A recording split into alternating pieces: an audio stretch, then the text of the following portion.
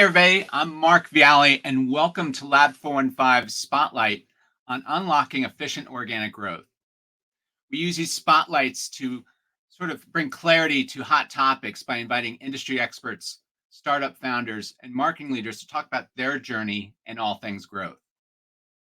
Today's topic is no stranger to growth conversations, as every company I talk to is talking about efficient growth. And what that means is doing more with less ad spend, hitting those customer numbers, best case scenario exceeding, but also at a lower cost of acquisition. And in this atmosphere, you have to have an organic content strategy to drive growth. In today's panel, we have three key areas covered: search engine optimization, live shopping or video shopping, and PR and comms. These may all seem very different, but they go together like peanut butter and jelly when you're talking about a unified content strategy. With SEO, you're harnessing your content so Google will consume it and you'll get more visibility and reach. Live shopping, you're creating engaging campaigns for your base to convert them, but also you can save that content for SEO and social. And then with PR, it's all about storytelling. You're crafting your mission, your differentiation into great stories that editors will consume, and you'll get stories that will bring you traffic and reach. And today we're going to start out first with SEO. I know that usually it goes last in a lot of companies, but it should be really a priority.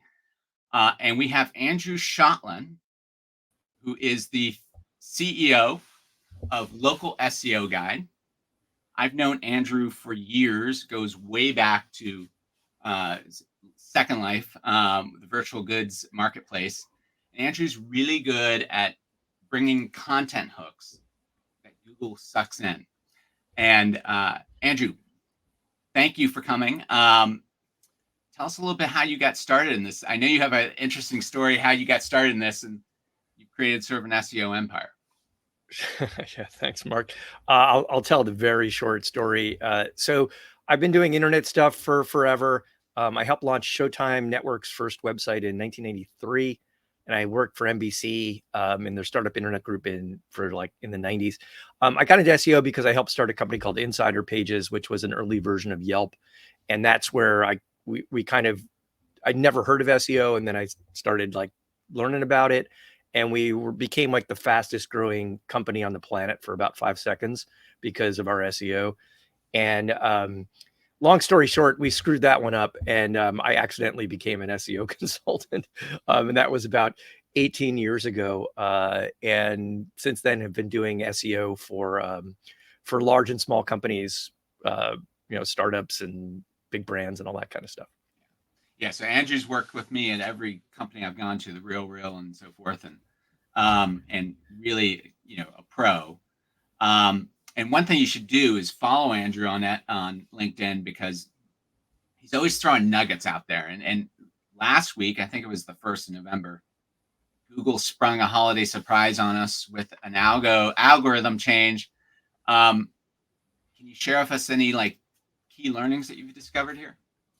Yeah, so whenever there's a big Google algorithm update, of which there have been several in the last few months, we think Google is getting pretty aggressive at trying to, let's just say, throttle the amount of AI created content that is being published now at like a crazy pace.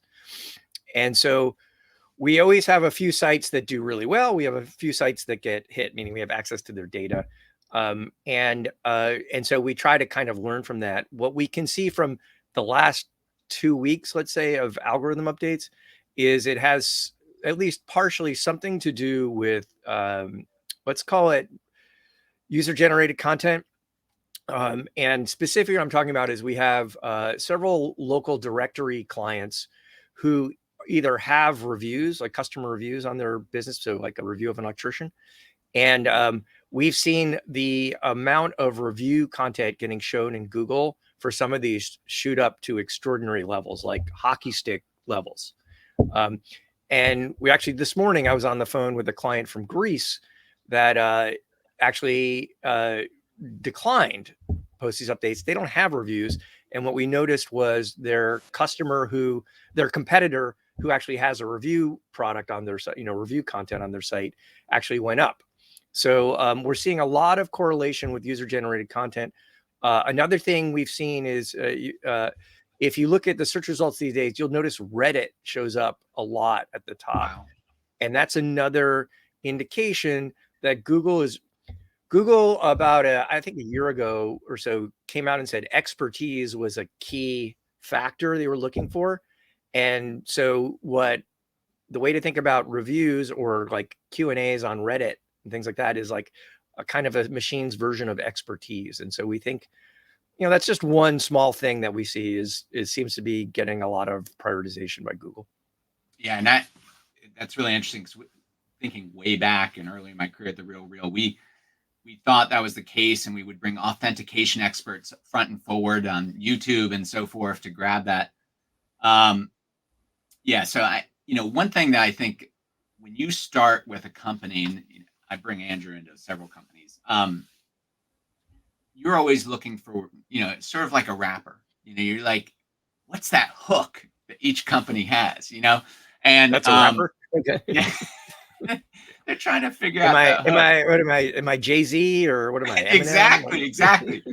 And so what's that hook for every company? With Second Life, it was, we had, oh my God, we had millions of backlinks, but we had all this virtual goods, destinations, groups, and we just like brought that forward so that Google would consume it. With The Real, the Real was our amazing bags and content. When you go into a company, how do you get started with them? So there's basically two different paths for SEO. One is a technical path, and that's usually when a site's pretty big, has a lot of different page types and URLs, and you want to make sure that the website is set up in a way that a machine can find everything and understand everything. So that's kind of one set of priorities we look at. But for pretty much everybody, once you've gotten through that technical thing, and some people have like a B2B SaaS site, not really a technical SEO. There may be some technical things, but mostly it's about content. SEO is 90% a content game. And so what you want to do is figure out what are the questions that your potential customers are searching Google for that you can answer. And questions is just like a generic word for keywords, because like mattresses is a question, meaning, hey, I'm looking for a mattress. Where do I find it? Right. But there's also like, how do I do this weird thing in Google Analytics 4? That's a question if you're an analytics consultant or something. Yeah. And so like with a B2B company, what we'll probably end up doing is like, can we get all the salespeople on a call and suck their brains for like, what are the most frequently asked questions that your potential customers are asking in a discovery call? Those are pretty much the types of things that you can use to kind of lay the groundwork for an SEO strategy.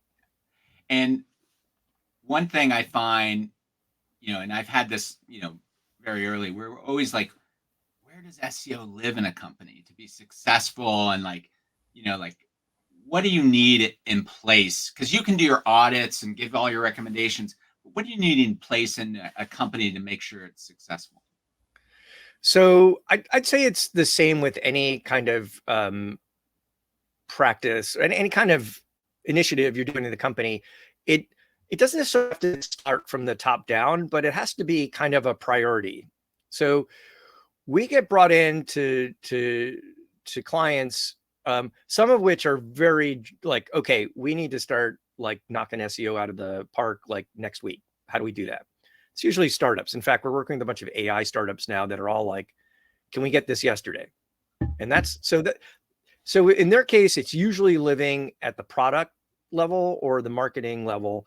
And there's some buy-in there's some resources, engineering resources that might be dedicated to it, but they don't have like a dedicated engineer does just SEO. There might be like every 4 sprints or something, they'll do an SEO thing.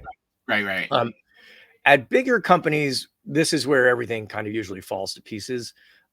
So I'm not ashamed to say we've been hired by several large companies you've heard of that really were not ready to do anything for SEO. And so we could put together all the recommendations in the world, but because SEO is in marketing and engineering doesn't report to marketing and product doesn't report to marketing, getting resources to do anything significant is like, it doesn't work. I get it. And so smaller companies usually where they're all working together and like it usually flows together. So we have one client that shall remain nameless. We love them, but we've been working with them for years. I can't say they've really implemented much, right?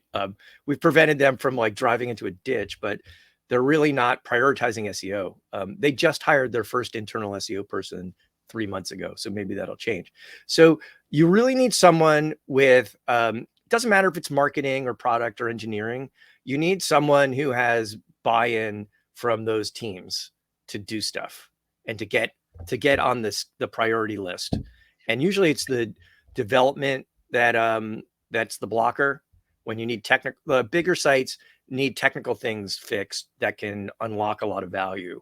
And so we see that often as the kind of blocker to a successful SEO effort. But we also see like the ability to publish content. We have this large e-commerce brand we're working with. There's no way to publish content on that site. Love Shopify, by the way. Makes it much easier. But hey, and one other thing on the, just bringing people together, one tool that have found successful is marketing, gets to brag about growth and everything. But when the engineers can actually trigger growth by doing their SEO technical work, it really motivates them. So, oh yeah.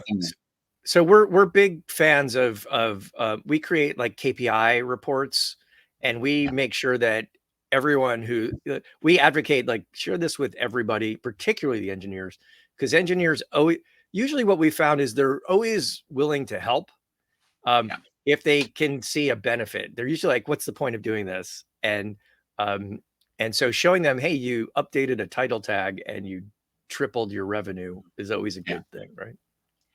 You mentioned a little bit about AI, how there's an abundance of content now. Is that really the big change in the last like 5 years, what you're seeing in terms of SEO? For personally, that's what we're seeing. Well, I don't know. That's one of the big changes. It's made it so much easier to produce content faster. As an example, we right now are producing several thousand pages for a client. Probably take us 3 weeks to do it from start to finish. And they'll be, let's say, 90% as good as if we'd just handwritten them all. And probably 10 times cheaper to do. So, and we're seeing not a lot, but I'm definitely finding sites that are purely AI content driven and are actually doing quite well if you focus on certain niches. And so we have one client who's basically said, oh, can you just like produce, I forgot, let's say 100 AI articles for us a month? And let's just don't even spend time editing them, put them up and see how they do. And then if they seem to be doing okay, then we'll go back and put the investment into fixing them up. And so we're like, sure, I don't know if that makes sense as a strategy, but we're willing to, I'm curious to see how they work, right? Just to close out the SEO segment, what can a company do to, like, without bringing in local SEO guide, how can they look at their site and figure out, oh, they need SEO help? Well, there are several tools. So the first thing is you can look, if you don't have a Google Search Console account set up, you should just go search that and set it up on your site. And the first thing you should do is go into the search results or search performance tab, and it'll show you an estimate of Google traffic and remove all the filter out all the brand queries from that. And if that's like doesn't seem significant, you probably have an SEO challenge or an opportunity. Or if it seems like it's going down, you can look at 16 months of history and it's going down, then you clearly have an SEO problem. The other thing is there are several tools you can use that monitor, basically giving an approximate of how other sites are doing. So as an example, there's one called SEMrush, another called Ahrefs, Ahrefs. either of those tools, you can pop a domain in and see how it's doing. And so you might be able to look at some of your competitors, and if they're going up while you're going down, that's a sign that maybe it's time for you to think about SEO. Yeah. Thank you, Andrew. And if you want to get in touch with Andrew, localseoguide.com. Totally recommend him. So thank you so much. Thank you. And our next guest is Lina, and I'll get this right. I've been practicing all week. Thunberg. Perfect. You managed to do it all right. Is that good? Yeah, that's perfect. Okay. So Lina, I've been actually talking to for years to really bring live shopping into companies. It's huge in Asia. Starting to pick up here. You have some really good clients that are working with you. So I should say that Lina works with Bambuser.com. And so how do you feel the acceptance is happening in the US in terms of live shopping and that kind of thing? That's a great question. I mean, it's going well. Obviously, it's still very much in the early days. Bambuser pivoted from video streaming only to video shopping only a couple of years ago. So again, like the industry is still pretty new. We were the first company bringing this trend outside the borders of China. However, looking into the acceptance in the US specifically, we can see that over 65% of all traffic, like internet traffic in the US last year was video. Over 50% of US citizens have participated in a video commerce stream. So we're definitely moving in that direction. And it's just very exciting to see how the market is growing.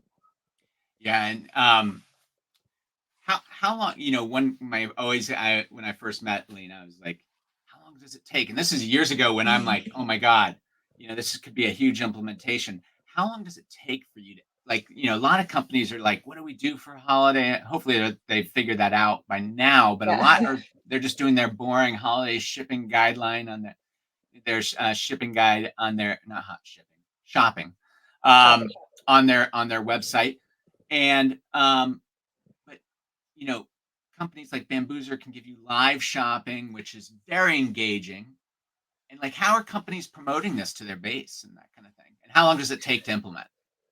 Yeah, so starting off with the implementation question, obviously it depends from company to company. And honestly, usually it's more so about how much time the company have on their end. Like, do they have a code freeze that can stop us? Or does the marketing team have a lot on their calendar so they can't do an onboarding? But in the perfect world, we say that it's on average 2 weeks from signed agreement to first live show. It's not really that complicated, but obviously we want to ensure that everything works correctly and it's placed on the right placements on the website, and the company should be comfortable enough to run the stream. But going over to your second question about how to place it on the website in order to get as much traction as possible, obviously making it visible, have like a landing page where they save all the videos they've done at some point. So usually when talking about video commerce, the word live is mentioned, and the live component is important, and that's great, but 60% of the conversions actually happens on demand. So we always recommend the companies to keep it visible, preferably on a landing page. It could be snippets on PDP pages. We utilize a widget that can pop up telling the audience that we're live. Do you want to jump into this live stream and shop? And then also just talking about some other features and things you can do. We do something called multi-streaming. So if you wanted to stream from Bambuser to your .com, which is like our main thing, but also to social media channels to grasp more traffic, you can do so as well. Yeah. So you're saying like the actual archiving of the videos. And you guys have editing tools on your in Bambuser that you can take snippets out.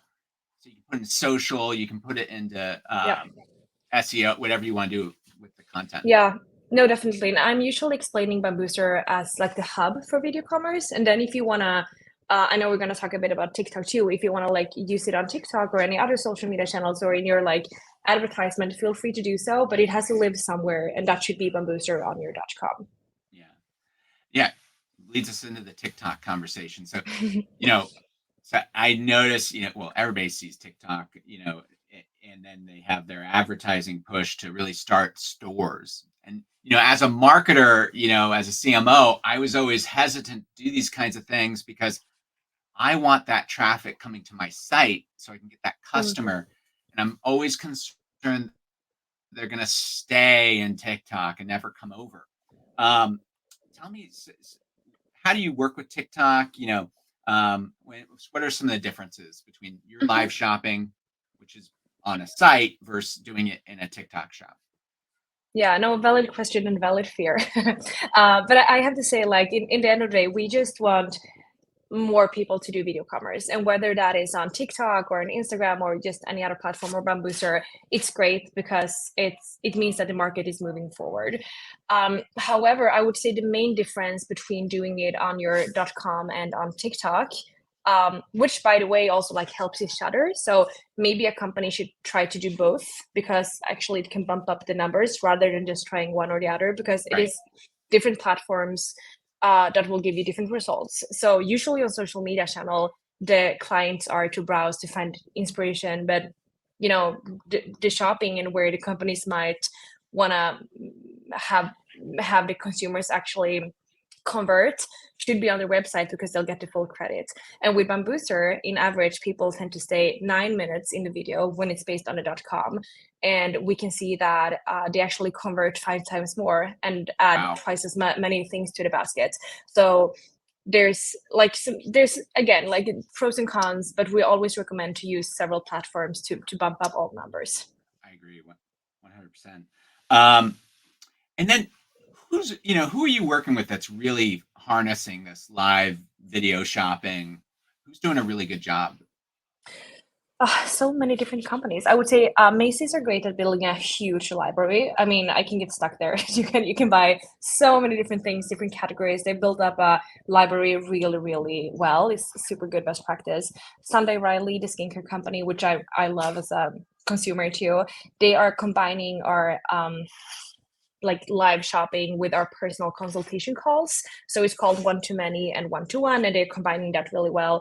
Also, Free People are doing great. They actually decreased their return rate a lot with the video commerce, which we have a case study on at our website if somebody's interested in learning more. So depending on the objectives, there's a lot of different companies to bring up, but those are just a few of my favorites. Yeah, I could just totally see like an Allbirds, when they're launching their new sneakers, they could do a whole like launch much better than email. You use email to bring them in, but you want to have a more immersive, engaging experience.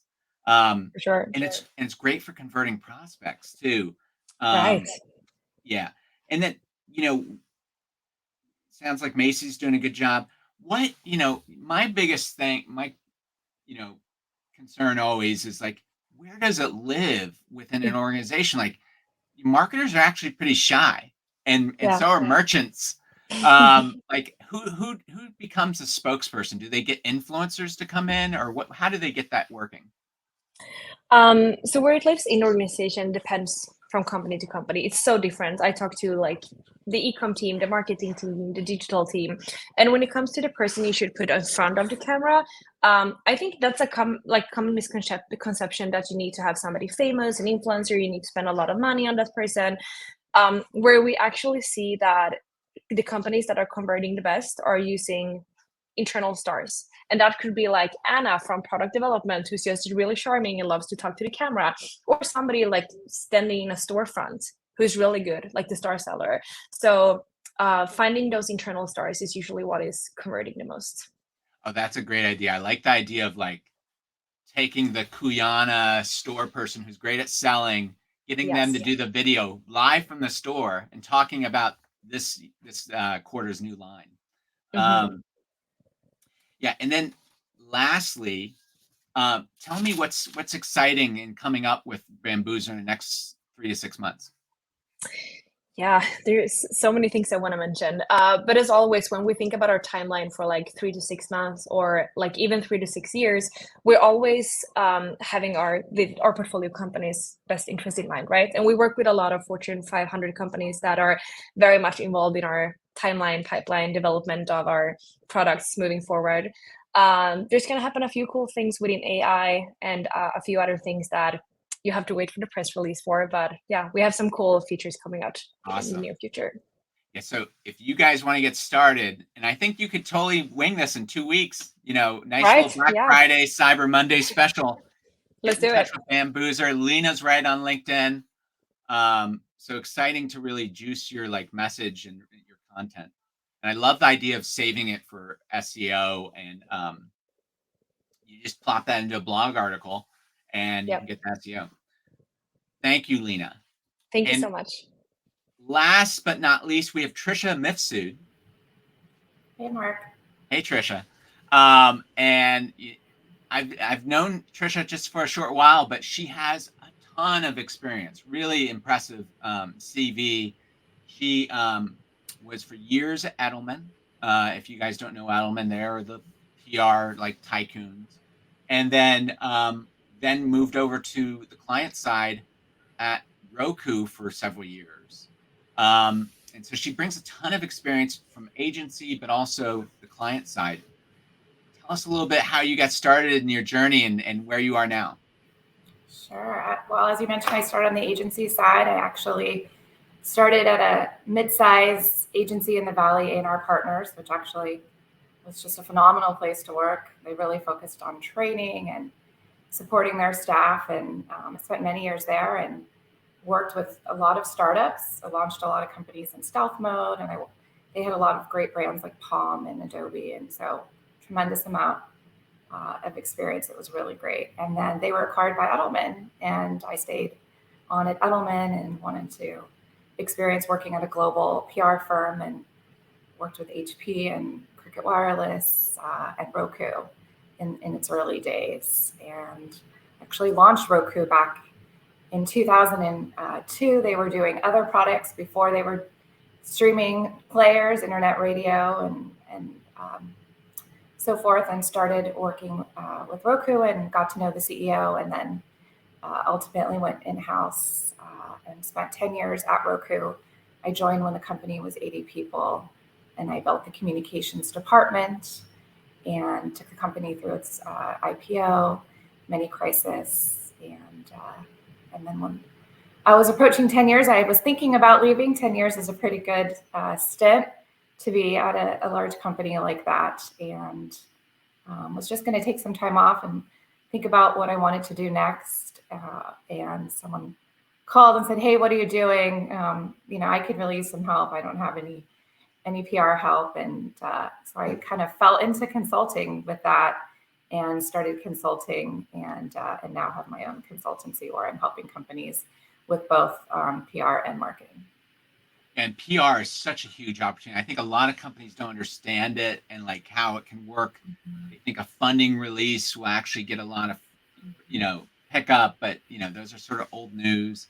But how does it, if I'm a company, at the Real World, we really leveraged it. We were all about taking our key differentiations and then bringing that into really nice stories. Would it be National Consignment Day or our resale guide? And tell me how should companies get started? We're right going into Q1 here. How should companies, should they reach out to you and but how should they get started? How do you get started internally with a company to figure out their PR strategy? Yeah, well, if you're a small company and you're really thinking about PR and you haven't started yet, it's never too late. When I joined Roku, it was myself and one other person who actually got hired on the same day. They had a PR person, but a lot of focus on product. And so, if you haven't had any, great place to start. If you've had some, that's fine too. But the media landscape has changed. And so as you were alluding to, just getting funding or hiring another executive is really just not enough to get attention. There are fewer reporters these days. So you really need to have a strong story, and it could be one that you haven't told. Data is key, looking at data and sharing data, especially when you're looking at a broader market, what's happening in a market, a problem that you're solving, a trend. All of those are really important. So there's a lot of potential. What it really comes down is sitting through and looking at your messaging, looking at your story. An investor deck, most companies have funding, so they've put together a pitch with an investor deck. That's a great place to start to use as a kernel. But I really like to have one-on-one conversations with the CEO and with executives and with senior leaders, and to really mine for details.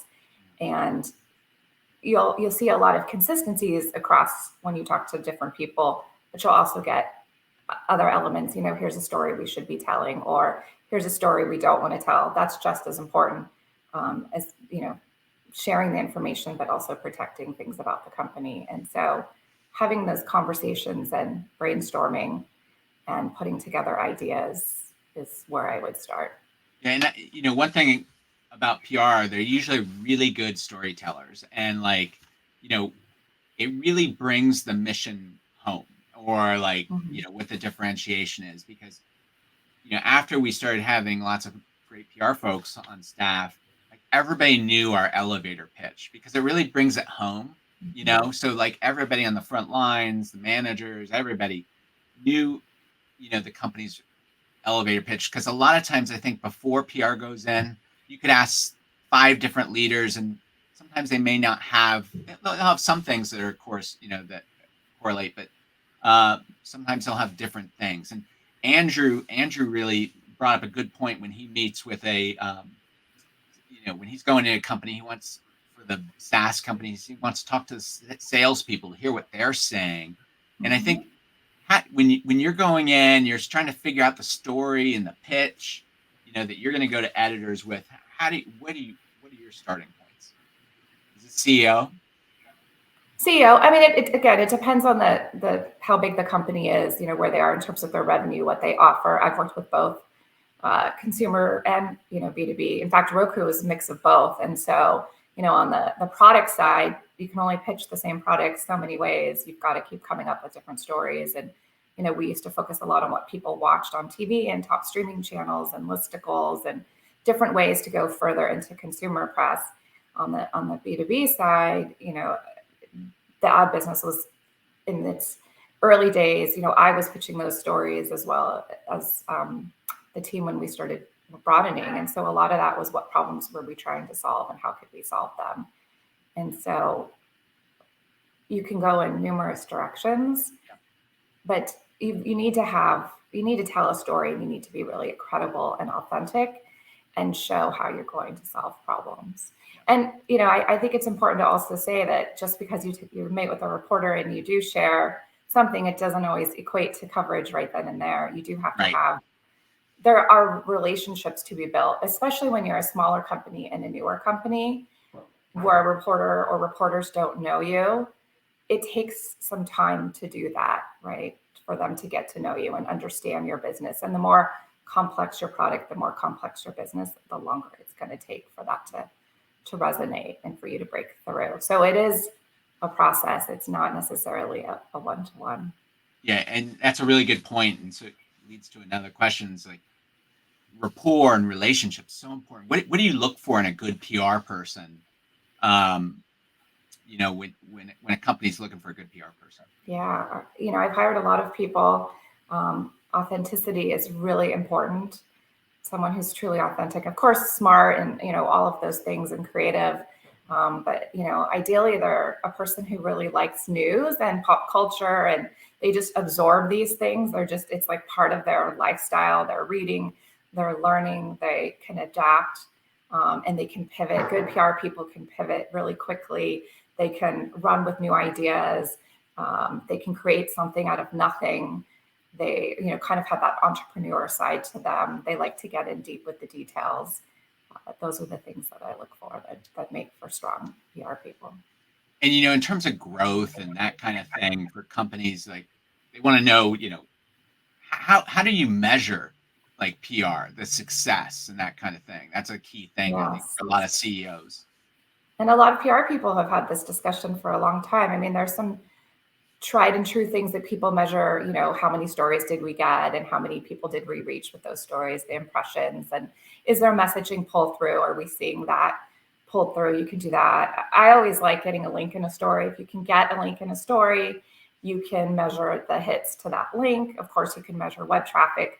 I used to go meet with the web team and say, show me the traffic for the week, so we could see, okay, this story hit on this day at this hour, what happened with the web traffic. On the business side, you know, I would always look to our business leaders. When I was at Roku, did the phone ring, and I loved it when they would tell me that they were chasing a piece of business, and you know what, we just got this story today, and guess what, they called us, and now we have a meeting, or you know, we got an order that we didn't have. You know, though I find that the web traffic and hearing those anecdotes from the business leaders are strong proof points to why PR works and how PR can help increase a business. No, not. I've seen, you know, when PR is done well, it can actually blow up. And you know, one thing it does for a lot of companies is it gives you a legitimacy when people, you know, they hear the story, and you know, and you know, I remember years ago, and I don't know if, and this goes into our next question, you know, some of the successful trend, you know, what are some of the trends going on, challenges that used to work that don't work anymore. You know, getting on the morning Today show was huge. I remember at the Real, we like blew up, like we almost brought down the website, you know, and so tell me, you know, what you're seeing in terms of trends, what's working, what's not working anymore. Yeah, I mean, listen, if you can get on the Today show, that's still fantastic to get. But those kinds of opportunities are sort of becoming more and more paid for play, where, you know, you'll see a brand on, and they're getting, and speaking of, you know, we talked about shopping, like the Today show and is getting into shopping, and now they're promoting products, right, that you'll see their expert go through and talk about, you can buy it and it's this great price, and they offer a discount, and they typically want you to offer your product at a 50% discount, and then they take a piece of that. So they're almost becoming a retailer in a sense when they offer those. So consumers don't necessarily realize it, but having been on the other side, you've got to really offer your product for steep. But if you can get on the Today show, yes, and you're a consumer brand, it's wonderful visibility. But you know, there's other media that will, you know, move the needle as well, in addition to the Today show. So, you know, USA Today, Yahoo, all of those kinds of outlets still have great amount of traffic and are really good. And I still think nothing beats getting a story in the AP, because it'll syndicate and you can get a lot of national reach with that. Yeah, and I got to say, like, you know, Andrew privately told me, you know, SEO and PR and live shopping, they go together like peanut butter and jelly, but he says chocolate. But one thing that I will note with getting great articles from PR, it just enhances your authority score with search, and so they sort of go hand in hand. They do, and I used to work, you know, with our web team a lot. Part of in comms, we owned the blog. In fact, I launched the Roku blog, and you know, it was a great outlet for sharing information. And you know, we would want to make sure that we grew subscribers to that we had keywords, and that it was rising high in organic search. And so we would really focus on that. And then when the company got big enough, they hired an SEO expert, and we worked really closely with that person to ensure that the blog was really credible, and it was a strong source of information. Yeah. So one little quick recommendation I can tell folks right away is definitely, you know, on your site, tell how to get in touch with your PR person, because you know, news folks will come to the site and they want to talk to just the PR person, and also get those articles on your website. Really important. Those logos, they add trust and credibility. All right. We're almost at the end here. I can't believe we went 40 minutes. Let's see if we have any comments from the LinkedIn world. Any questions? We've got 3 amazing experts here that can answer your questions. And if not, you can get in touch with them to have a longer engagement.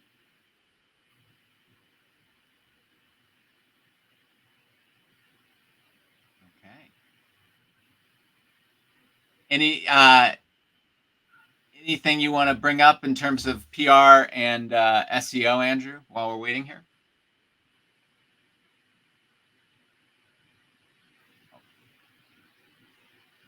You're on mute. Oops. So I think our dream engagement usually is when PR is sitting at the table. because especially at bigger organizations, they're off doing something else, and we don't know what their priorities are, and they don't know what our priorities are. And so the more we're aligned, the better, because I think what often happens, I think, is there's some political issue, right? The PR people think the SEO guy is trying to horn in on their budget or their program or whatever. And maybe we are, but usually we're just trying to, like, how can we harness this resource? Because if we just know what you're doing, we can then, you don't have to follow our recommendations, but we can then say, one, we have a lot of ideas about how PR can benefit SEO. So you should just be sucking our brains for stuff that can add value to the organization. And two, if we know what you're doing, we can think about how to adapt what you're doing to an SEO goal. So so get those two teams talking together. And one other, doesn't look like we have any questions coming on. I have another question on Bambuser. And this actually goes right into site performance. How big are, aren't these just iframes that you're putting in the videos? Like, they're not big, they're not going to slow down the site. Exactly. Right. Yeah. So we are taking care of all the hosting on our servers, and yeah, it's an iframe. So it basically doesn't affect the site speed at all. And from an SEO standpoint, you're tagging that video, but also you're adding like some nice AI copy to really sell the video that Google will consume. So it's really good content. And the thing that I like about video too is that it's not just flat blog copy, it's engaging. And so one, it helps Google with the content, but then it helps the consumer from an experience standpoint. So all goes together really well. Exactly. Okay. Anybody have any things they want to add? Tricia, you want to knock over the SEO guy? I love the SEO team. Like I said, we used to work closely together. They improved the blog, so they're a great partner and key to marketing. I did want to mention we actually were started thinking about just trends, and trends right now are that there's less journalists out there, and so PR people are sort of need to work harder and double down on their relationships. But seeing a lot of exclusivity right now. People generally have given embargoes. I'm a big fan of sharing news under embargo, but exclusives are kind of getting their own life right now, and press are looking for that more and truly getting their own unique story as a sort of a blast. So yeah, I think that's one challenge, right? It's yeah. I noticed Condé Nast was cutting some staff, and so I think it's sort of a challenge right now from the editor world. How to get your release out there. And the other thing is that we didn't talk about, and you mentioned when we were talking about this episode, funding releases, nobody cares about them anymore. Right. Yep. You have to work a lot harder to get a story. It's going to take a lot more. Yeah. And reporters want something unique, they want early access. We sort of had moved away from in person, but that's coming back, and people are craving that, and so we're seeing a lot of times now where brands are sort of doing their own thing as opposed to jumping on existing events. They're starting to lean in and kind of do their own thing to get attention and build relationships. So companies should be thinking about that as well. All right. Well, thank you to all of our speakers today, Tricia, Mifsud, Lina Thunberg, and Andrew Shotland.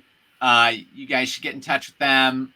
They'll really help you on your organic strategy, and really without spending a lot of ad spend.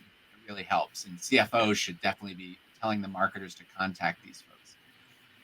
Thank you again. Thank you so much. Thanks for having us.